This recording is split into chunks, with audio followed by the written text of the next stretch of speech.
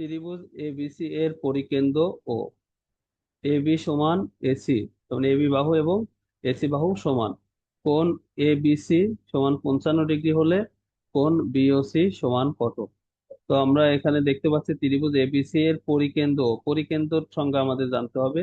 একটা ত্রিভুজ আমরা একটু আঁকানোর চেষ্টা করি।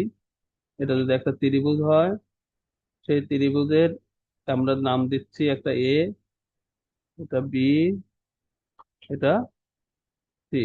এই ত্রিভুজের পরিকেন্দ্র, পরিকেন্দ্রের সংজ্ঞা হলো ত্রিভুজের তিনটা শীর্ষবিন্দু দিয়ে যদি একটা বৃত্ত অঙ্কন করি, সেই বৃত্তকে বলে হলো পরিবৃত্ত এবং ওই বৃত্তের কেন্দ্রকে বলে পরিকেন্দ্র।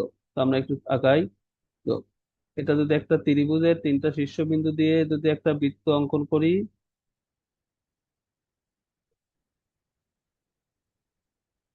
সেই বৃত্তের একটা কেন্দ্র থাকে, সেই বৃত্তের কেন্দ্রকে বলে পরিকেন্দ্র, আর সেই বৃত্তকে বলে পরিবৃত্ত। এই পরিবৃত্তের কেন্দ্র হলো, পরিকেন্দ্র হলো ও। এবার বলছে এ বি বাহু এবং এসি বাহু সমান। আমরা জানি যদি কোনো ত্রিভুজের দুইটা বাহু সমান হয়, তার বিপরীত দুইটা কোণ সমান। তাহলে এ বি বাহুর বিপরীত কোণ হলো এই কোণ, এসির বাহুর বিপরীত কোণ এই কোণ, এরা পরস্পর সমান। এখানে বলছে কোণ এ বি সি হলো 55 ডিগ্রি। এ বি সি, তার মানে এই কোণটা হলো 55 ডিগ্রি। এটা যদি 55 ডিগ্রি হয়, তাহলে এটা চোখ বুজে 55 ডিগ্রি, কারণ কি এই দুইটা কোণ সমান।